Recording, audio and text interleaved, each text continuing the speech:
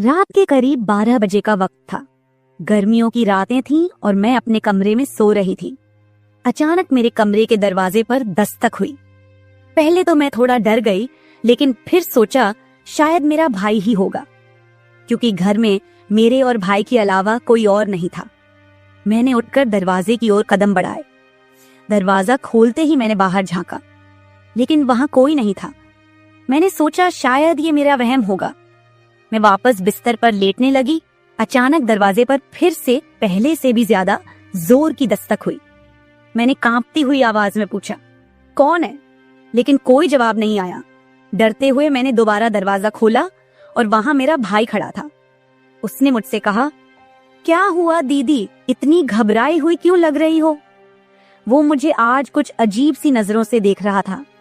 मैंने सोचा शायद मैं ही ज्यादा सोच रही हूँ, लेकिन मुझे क्या पता था कि उस रात कुछ ऐसा होने वाला था जिसने मेरी पूरी जिंदगी को बर्बाद कर दिया, जिसे मैं चाहकर भी कभी भूल नहीं पाई।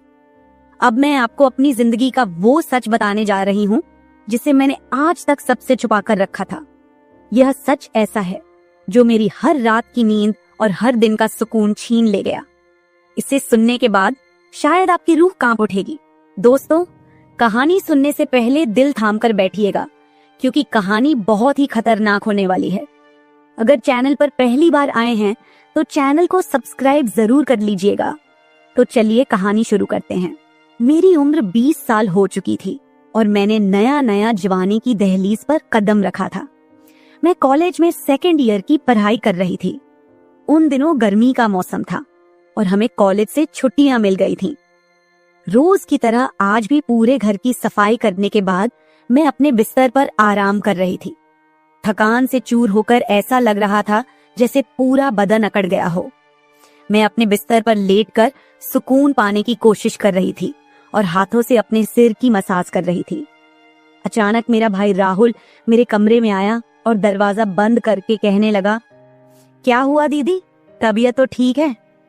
मैंने कहा, क्या भाई, मम्मी सारा काम मेरे सर पर डालकर चली जाती हैं। कॉलेज की छुट्टियां क्या हुई, सारे घर की जिम्मेदारी मुझ पर आ गई है। ऊपर से काम वाली बाई भी छुट्टी पर है। मुझसे नहीं होते ये घर के काम। मेरी बात सुनकर वह मेरे पास आकर बैठ गया और कहने लगा, मेरी प्यारी बहन, कोई बात नहीं, मैं अभी तुम्हारे लिए दूध लेकर आता हूँ, उसे पियोगी तो सुकून मिल जाएगा। राहुल की बात सुनकर मैं मुस्कुरा दी और कहा, बस तुम खाना बाहर से ले आना, मैं थोड़ी देर सोऊंगी तो मेरी तबीयत कुछ बेहतर हो जाएगी। राहुल कमरे से निकल गया। कुछ देर बाद ठंडे दूध के गिलास के साथ वह वापस आया। मुझे उस पर बहुत प्यार आया। दुनिया में बहुत कम ही ऐसे भाई होते हैं जो अपनी बहनों का इतना ख्याल रखते हैं। मैं उसे ढेर सारा आशीर्वाद देने लगी और उसका लाया हुआ दूध पीने लगी। दूध पीने के बाद मैं अपने बिस्तर पर लेट गई। राहुल कहने लगा, चलो दीदी, मैं तुम्हारा सिर दबा देता हूँ, तुम सो जाओ। वह मेरे पास बैठ गया और अपने हाथों से मेरा सिर दबाने लगा। उसके हाथों से मुझे सुकून मिलने लगा और मेरे सर का दर्द भी कम हो गया था। मैं आंखें मूंद कर लेट गई और कुछ ही देर में मैं गहरी नींद सो गई। मुझे कोई भी होश नहीं था कि मैं कितने घंटे तक सोती रही। जब मेरी आंख खुली तो मैंने घड़ी पर टाइम देखा। रात के 9 बज चुके थे। शायद थकावट की वजह से मुझे वक्त का एहसास ही ना हुआ। मम्मी और पापा भी ऑफिस से वापस आ चुके थे। मुझे कुछ भी समझ नहीं आ रहा था और मेरा पूरा शरीर दर्द कर रहा था। मैं बिस्तर से उठकर बाथरूम जाने लगी। तभी मुझे चक्कर आ गए। मुझे ऐसा लग रहा था जैसे सब कुछ घूम रहा हो और अगर दीवार का सहारा नहीं लिया होता तो शायद गिर जाती। खुद को संभालते हुए मैं फ्रेश होकर बाहर आई। देखा कि सभी खाने के टेबल पर बैठे हुए थे और मेरे आने का इंतजार कर रहे थे। मैं जाकर आराम के साथ कुर्सी पर बैठ गई। मेरी हालत काफी खराब हो चुकी थी और थकावट से मेरा पूरा बदन दर्द कर रहा था। राहुल ने देखा कि मैं थकी हुई हूँ तो तुरंत मम्मी से कहने लगा, मम्मी देखिए, अंजलि दीदी पर काम का बोझ थोड़ा कम डाला करे। अरे, अगर काम वाली नहीं आ रही तो उसकी जगह किसी और को रख ले। यह बेचारी सारा दिन काम करके थक जाती है। देखें तो इसकी रंगत भी पीली पड़ चुकी है। वाकई में मेरी हालत दिन ब दिन खराब होती जा रही थी। मम्मी और पापा दोनों ही काम करते थे, क्योंकि सिर्फ पापा की जॉब से घर का खर्चा चलना मुश्किल था। साथ ही हमारी पढ़ाई का खर्च भी काफी था, इसलिए मम्मी भी उसी कंपनी में काम करती थी जहां पापा। हम दोनों भाई बहन कॉलेज जाते थे, लेकिन गर्मी के मौसम में छुट्टियां होने की वजह से घर पर ही थे। मैंने एक बात नोटिस की थी कि पिछले कुछ हफ्तों से राहुल मेरे कुछ ज्यादा ही करीब होने लगा था। जब से मुझे कॉलेज से छुट्टियां मिली थीं, तब से वह मेरा कुछ ज्यादा ही ख्याल रखने लगा था। अगर मैं घर का कोई काम करती तो वह आकर मदद करने लगता।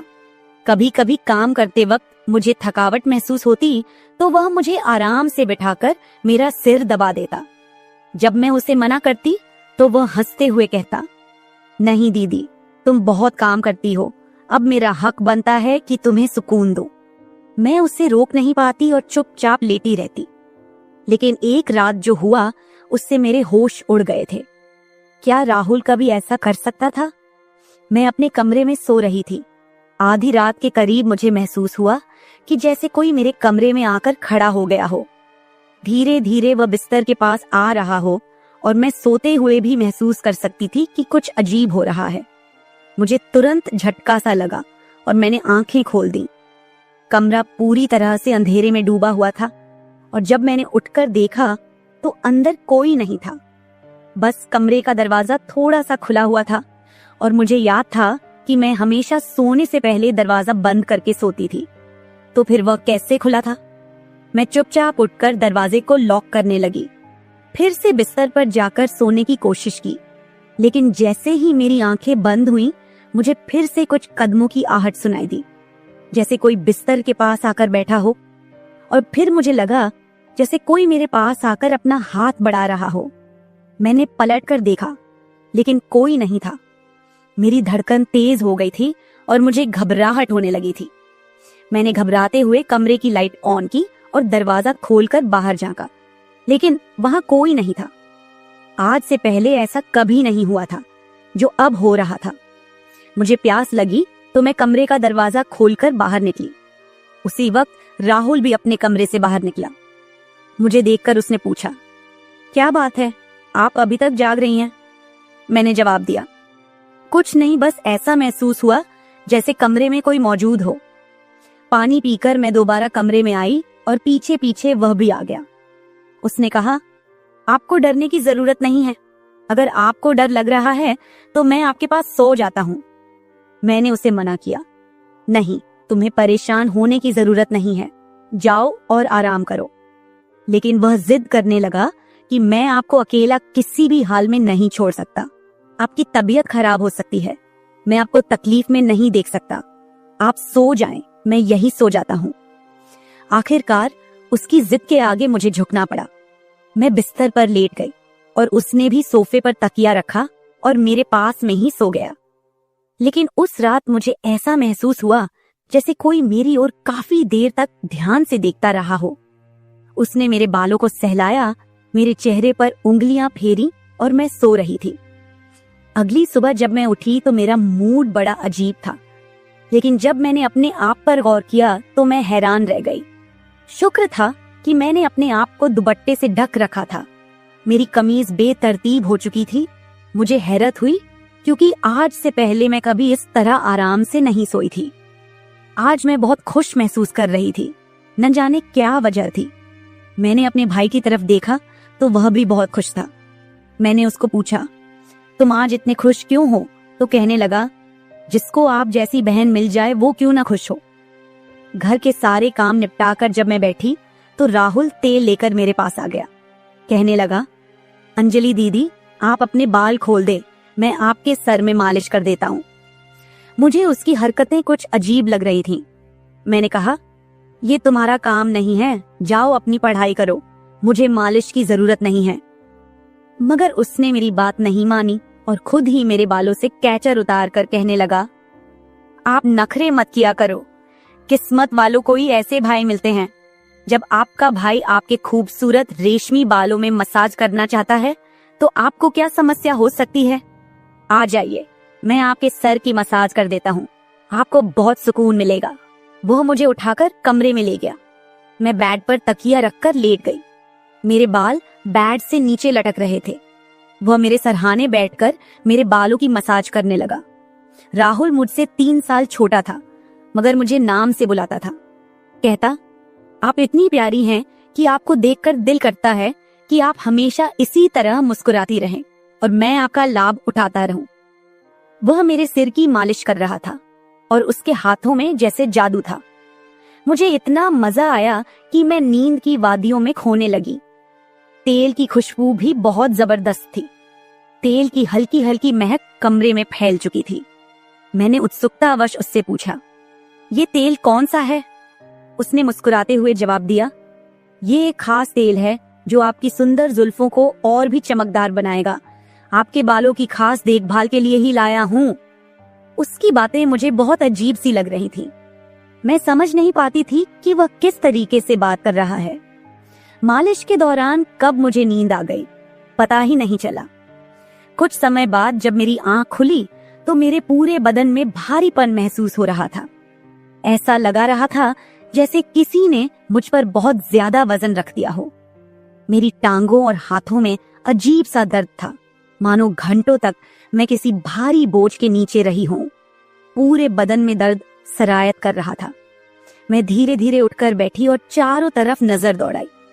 मेरे कपड़े हल्के हल्के गीले हो गए थे और पंखा भी बंद था। कमरे में गर्मी का एहसास हो रहा था। मैंने चक्कर खाती हालत में बेड से नीचे कदम रखा, मगर पैरों में जैसे जान नहीं थी। मैंने अपने भाई को देखा जो शांत और सामान्य नजर आ रहा था। लेकिन यह सब क्या हो रहा था? मुझे समझ नहीं आ रहा था कि आखिरकार ऐसा क्यों हो रहा है। बड़ी मुश्किल से खुद को घसीटते हुए मैं बाथरूम पहुंची और फ्रेश होकर आई। आईने में अपनी हालत देखी तो ऐसा लगा जैसे मैं पूरी रात सोने की बजाय किसी मेहनत वाले काम में जुटी रही हूं। जब मैं कमरे से बाहर निकली तो मुझे हल्की हल्की फुसफुसाने की आवाजें सुनाई दी। ऐसा लगा जैसे कोई किसी से बातचीत कर रहा हो। घर में मेरे और राहुल के अलावा कोई नहीं था। फिर वह किससे बात कर रहा था? प्यास लगने के कारण मैं पहले किचन में पानी पीने गई, लेकिन तब तक आवाजें आनी बंद हो चुकी थीं। जैसे ही मैं किचन के दरवाजे के पास पहुंची, राहुल बैठक से बाहर निकलता दिखा। उसके हाथों में कई नोटों के बंडल थे और उसके चेहरे पर एक अजीब सी मुस्कान थी। मेरे माथे पर बल पड़ गए। उसने जैसे ही मुझे देखा चौंक गया। कहने लगा, दीदी आप उठ गईं। मैंने बिना जवाब दिए धीरे धीरे उसके करीब जाकर पूछा, ये पैसे कहां से आए? वह हड़बड़ा गया और तुरंत उन्हें अपनी जेब में डालने की कोशिश करने लगा। मैंने उसका हाथ पकड़कर उन पैसों को बाहर निकाला और सख्ती से पूछा, सच सच बताओ, इतने पैसे तुम्हारे पास कैसे आए? वह घबरा गया और कहने लगा, प्लीज पापा को मत बताना। ये पैसे पापा के एक दोस्त ने पुराने कर्ज के रूप में लौटाए हैं। मैंने सोचा था कि इनसे मोबाइल खरीद लूंगा।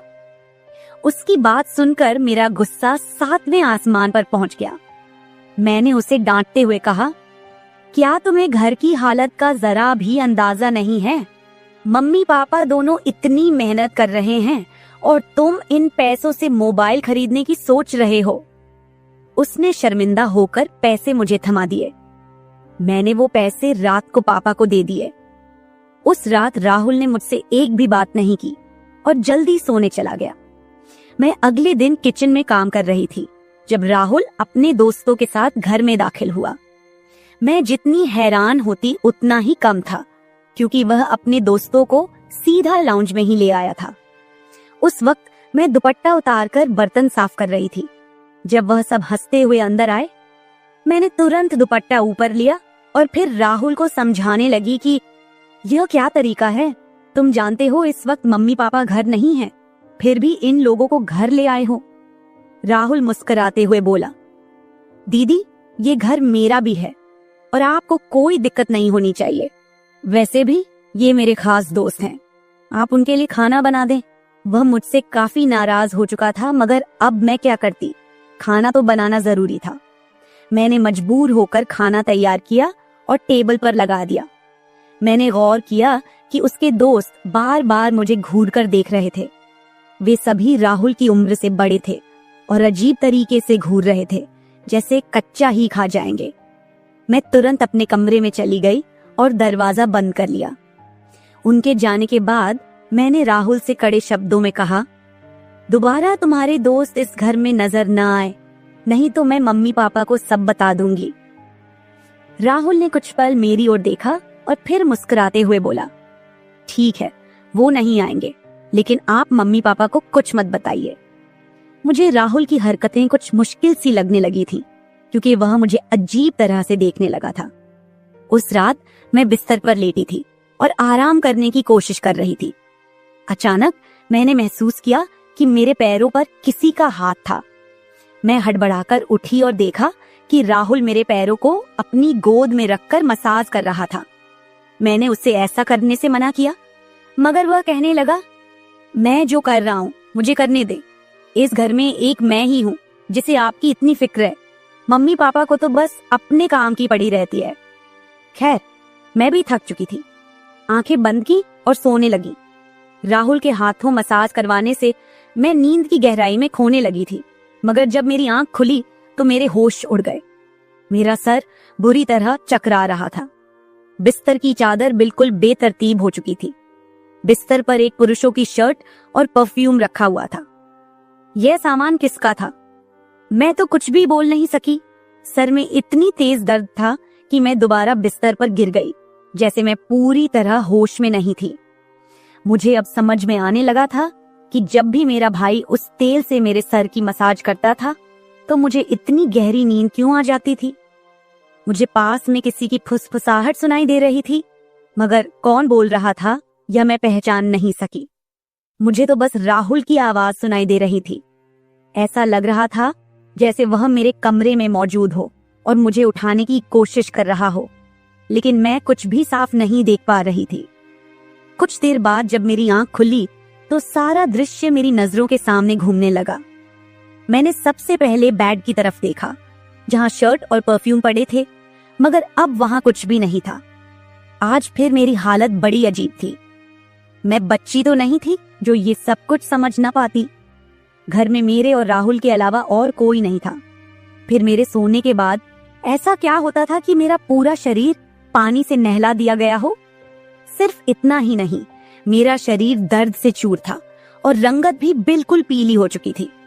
दिन ब दिन मैं कमजोर होती जा रही थी। उस दिन भी राहुल मेरे करीब आने की कोशिश कर रहा था, मगर मैं बहाना बनाकर अपने कमरे में आ गई थी। दिमाग में अजीब से विचार आने लगे थे। तबीयत भी काफी खराब थी। माँ ने मेरी हालत देखकर पूछा, क्या बात है, तुम ठीक नहीं लग रही हो? मैंने कुछ नहीं कहा। माँ ने कहा कि अगले दिन वे मुझे डॉक्टर के पास ले जाएंगी। उस रात मैं बार बार उठ रही थी और ठीक से सो नहीं पाई। अगले दिन मेरे मम्मी पापा रोज की तरह अपने काम पर चले गए थे।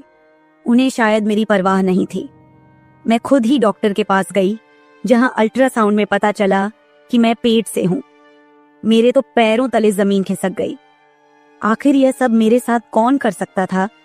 राहुल मेरा भाई था, लेकिन फिर मेरे दिमाग में यह बात आई कि वह मेरा सौतेला भाई है।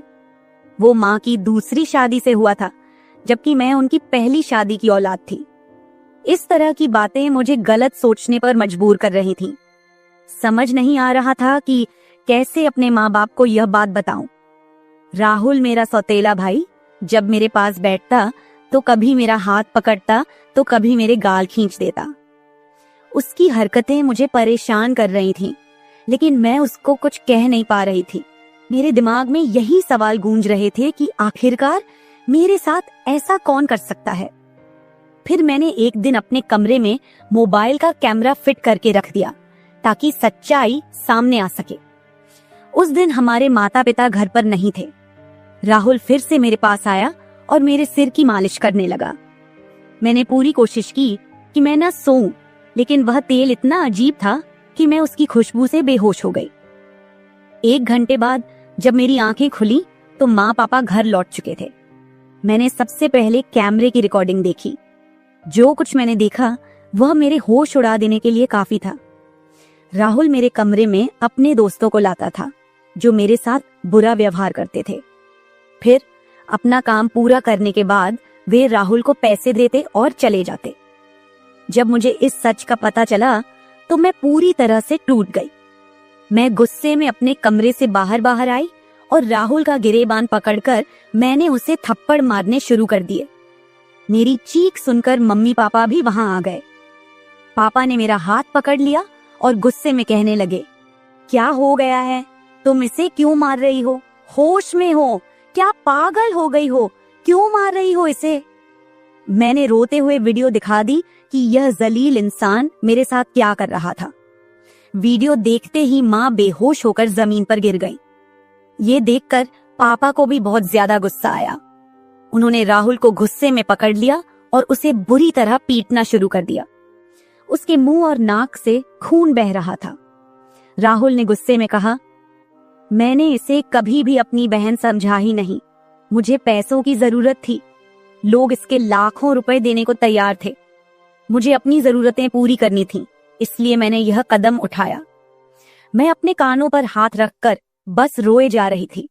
पापा ने उसे इतना मारा कि वो लहूलुहान हो गया, लेकिन जैसे तैसे खुद को छुड़ाकर वह घर से भाग गया और फिर कभी उस घर में वापस नहीं आया। इस हादसे को मेरे लिए भूल पाना तो दूर, इसे याद करते हुए आज भी मेरी रूह कांप जाती है। भाई वही होता है जो आपके सगे खून का हो। किसी भी अनजान मर्द के सहारे अपनी बेटी को छोड़ना बहुत बड़ी भूल हो सकती है, क्योंकि कुछ शैतानी सोच रखने वाले लोग हर वक्त इस ताक में रहते हैं कि कब किसी मासूम की इज्जत से खिलवाड़ करें। मेरी वीडियो देखने वाले सभी दर्शकों को यही गुजारिश है कि अपनी बहन बेटियों को कभी भी किसी अनजान मर्द के सहारे उन्हें अकेला न छोड़े और बेटियों की सिर्फ परवरिश मत कीजिए, उन्हें आत्मनिर्भर और आत्मरक्षक बनना सिखाइए। इस सारे मामले में आपको किसकी गलती लगती है?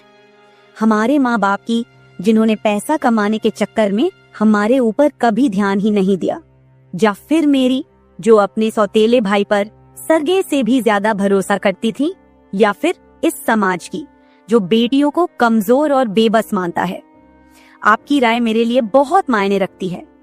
कमेंट बॉक्स में जरूर बताएं कि इस पूरे मामले में आप किसे गलत मानते हैं। मैं अपनी कहानी आपके साथ इसलिए साझा कर रही हूँ ताकि यह किसी और के लिए एक सीख बन सके।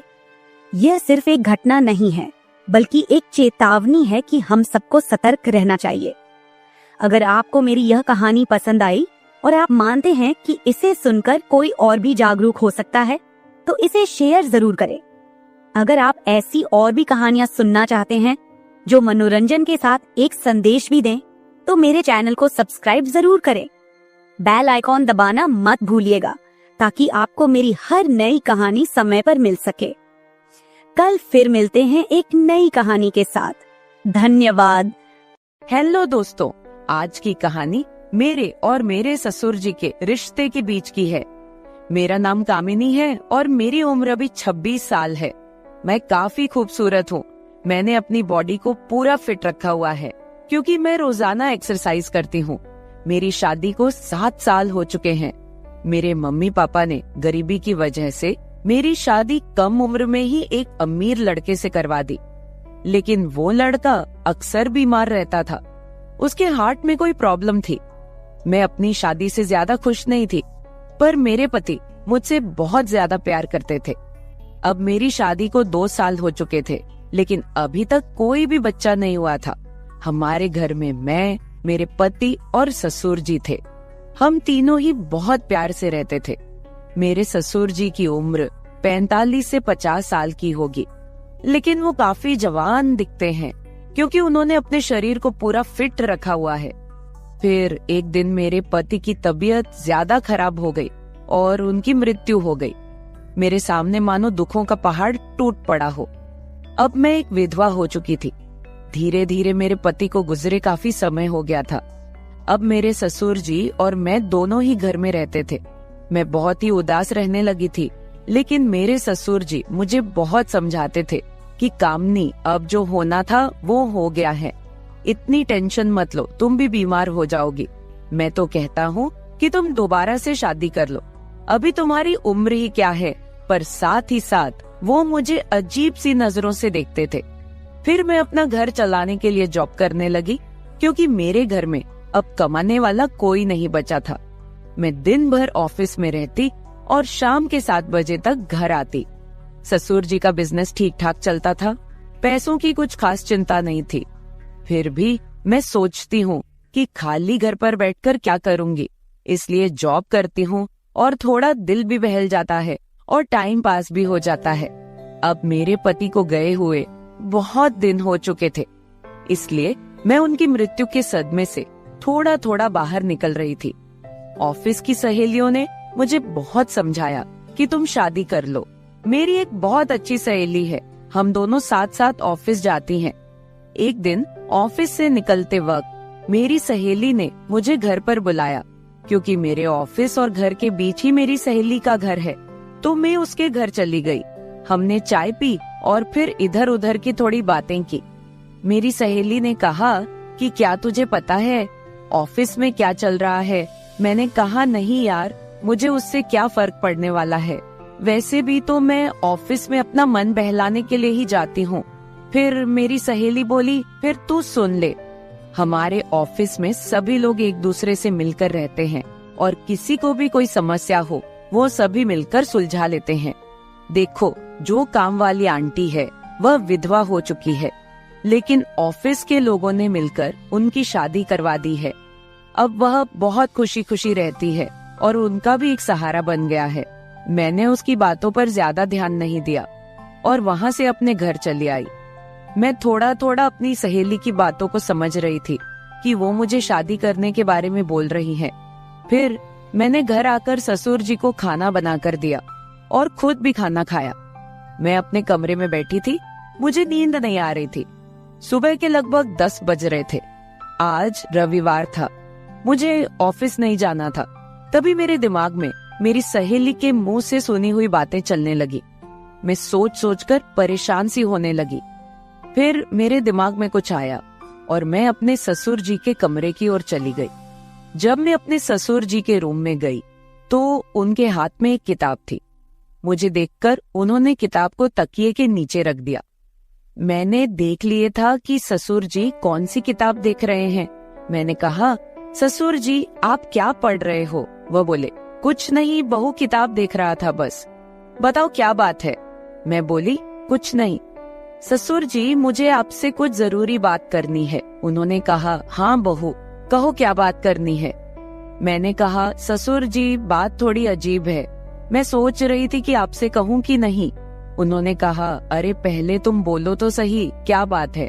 ऐसा कभी हुआ है कि तुमने कभी मेरे से कुछ मांगा हो और मैंने तुम्हें लाके ना दिया हो? तुम मेरा इतना ख्याल रखती हो, जो भी बात है खुलकर बोलो। फिर मैंने हिम्मत करके ससुर जी को बोला कि अब मेरे पति की मृत्यु को 2 साल होने को आए हैं। उनकी मृत्यु के बाद से मैं बड़ी मुश्किल से सदमे से बाहर आई हूँ। अभी मैं घर से बाहर जाती हूँ तो मुझे बड़ी दिक्कत होती है। आपको तो पता ही है कि विधवा औरत की तरफ लोग कैसी नजरों से देखते हैं और उसके बारे में लोग कैसी सोच रखते हैं। आपने मुझे बहुत बार बोला है कि तुम शादी कर लो। मैं चाहती हूँ कि आप मेरे लिए एक पति की खोज करो, क्योंकि अकेले मेरी जिंदगी मुझसे नहीं निकाली जा रही। मैं भी चाहती हूँ कि मेरा भी कोई जीवन साथी हो जो मेरे सुख दुख की बात करे और मुझे बहुत ज्यादा प्यार करे। आपको पता है, एक औरत की कई जरूरतें होती हैं जो सिर्फ पति ही पूरी कर सकता है। बाकी आपको पता ही है कि मेरे माँ बाप तो इतने गरीब हैं कि उन्होंने पता नहीं एक बार मेरी शादी कैसे कर्ज उठाकर की है। मैं अब उनको कोई तकलीफ नहीं देना चाहती। अब मेरे लिए तो आप ही सब कुछ हो। मैं बड़ी हिम्मत करके आपसे ये बात कह रही हूँ। मुझे विश्वास है कि आप मेरे लिए कुछ अच्छा ही करोगे। उसके बाद ससुर जी ने मुझे अपने पास बैठा लिया और मेरे साथ कुछ बातें करने लगे और मेरे सुख दुख को बांटने लगे। फिर ससुर जी मुझसे बोले, बहू, जिस चीज की तलाश तुम बाहर से कर रही हो वो चीज तुमको घर में ही मिल सकती है। अगर तुम चाहो तो मैं तुम्हारी सभी जरूरतों को पूरा कर सकता हूँ। ससुर जी की बात सुनकर तो मेरे होश ही उड़ गए। मैंने बोला, ससुर जी, मैं तो आपकी बेटी सामान हूँ, आप ये सब कैसे सोच सकते हैं? ससुर जी बोले, देखो बहू, तुम्हें पता है तुम्हारी सासू माँ की मृत्यु के बाद से मैं अकेला ही जिंदगी बीता रहा हूँ। और जब से तुम्हारे पति की मृत्यु हुई है तुम भी अकेले जिंदगी बिता रही हो। अगर तुम्हारा इरादा हो तो हम दोनों का अकेलापन दूर हो जाएगा और हम दोनों एक दूसरे के सहारे जिंदगी बिता लेंगे और बाहर किसी को कुछ भी पता नहीं चलेगा।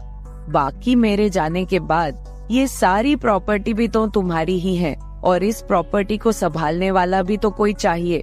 बाकी लोगों की टेंशन मत लो, वो तो जब तुम विधवा की जिंदगी जी रही हो तब भी बातें करते थे और अब भी बातें करेंगे। सच कहूँ तो बहू, मैं तो उसी वक्त तेरा दीवाना हो गया था जब मैंने तुम्हें पहली बार देखा था। फिर मैंने ससुर जी को बोला कि मैं सोचकर बताती हूँ। अगली सुबह मैं उठी और खाना बनाने लगी। अगले दिन मैं ऑफिस नहीं गई, मैं किचन में खाना पका रही थी। तभी ससुर जी किचन में आए और बोले, बहू आज ऑफिस नहीं जा रही हो क्या? मैंने कहा, नहीं आज नहीं जा रही हूँ, आज मैंने ऑफिस से छुट्टी ले ली है। आप कहीं जाने वाले थे, गए नहीं क्या? वो बोले, नहीं आज मेरी तबीयत ठीक नहीं है, मैंने सोचा कि आज घर रहकर आराम कर लेता हूँ। कुछ देर के बाद घर में कुछ मेहमान आ गए। हम लोग मेहमानों के आदर सत्कार में लग गए। मैंने उनसे हालचाल पूछा और उन लोगों से ढेर सारी बातें की। मेहमान के रूप में मेरे चाचा और चाची जी आए हुए थे। जब मैं मेहमानों से बातें कर रही थी तभी ससुर जी बाहर घूमने चले गए। उनकी आदत है कि जब वह घर पर रहते हैं तो वह खेतों की तरफ घूमने चले जाते हैं। फिर थोड़ी देर के बाद मेरे चाचा चाची भी खाना खाकर चले गए। दोपहर के 1 बजे का समय हो चुका था। मेरे दिमाग में ससुर जी की बातें घूम रही थी। मैं सोच रही थी कि इस अकेलेपन के साथ मैं सारी जिंदगी कैसे बिताऊंगी। मैं ससुर जी के साथ रहूंगी तो हो सकता है कि हमारा कोई बच्चा भी हो जाए। और ससुर जी की बात सही है, उनके जाने के बाद उनकी सारी प्रॉपर्टी भी तो मेरी ही है। मुझे ससुर जी की बातें काफी हद तक सही लग रही थी। फिर मैंने ससुर जी को कॉल किया और बोली, ससुर जी खाना तैयार हो गया है, आकर खाना खा लीजिए। इस पर वह बोले, मैं अभी बाहर हूँ और मुझे थोड़ा टाइम लगेगा। मैंने कहा ठीक है, मैं जरा बाहर जा रही हूँ तो देर शाम तक वापस आऊंगी, क्योंकि मैंने मार्केट शॉपिंग करने के लिए जाना था। फिर मैं मार्केट चली गई और वहाँ से अपने लिए और ससुर जी के लिए कुछ कपड़े खरीद कर लाई। जब मैं घर पहुँची तो शाम के 7 बज चुके थे। ससुर जी अपने कमरे में सो रहे थे। मैंने ससुर जी को उठाया और वो नहाने चले गए। अब चारों तरफ शांति हो चुकी थी। शाम के 8 बज चुके थे। फिर मैं ससुर जी के पास गई और उनको वो सब बातों के लिए हाँ बोल दी जो उन्होंने मुझे कही थी। ससुर जी मेरी हाँ सुनते ही खुश हो गए। फिर मैं उनके साथ, उसके बाद तो आप समझ ही सकते हैं, जो होना था वो हो गया। मैंने ससुर जी को फिर से अपनी ख्वाहिश बताई और ससुर जी ने मेरी ख्वाहिश पूरी कर दी। हम दोनों ने 1 से 2 घंटे तक एक दूसरे से वो सब बातें की और सारा काम किया। इस तरह से हम दोनों ससुर बहू काफी खुशी खुशी पति पत्नी की तरह रहने लगे। अब मुझे किसी भी चीज की दिक्कत नहीं होती, क्योंकि अब मुझे कहीं भी जाना होता है तो मैं ससुर जी के साथ चली जाती हूँ और हम खूब एंजॉय करते हैं। कुछ दिन बीत जाने के बाद ससुर जी बोले, कामिनी अब तुम मेरे बिजनेस के बारे में सारा कुछ समझ लो और खुद सारा बिजनेस संभाल लो। फिर मैंने जॉब छोड़कर ससुर जी का सारा बिजनेस खुद संभाल लिया। अब हम दोनों पति पत्नी के जैसे रहने लगे हैं। मैं ससुर जी की हर बात का ख्याल रखती हूँ और वो भी मेरी हर बात का ख्याल रखते हैं।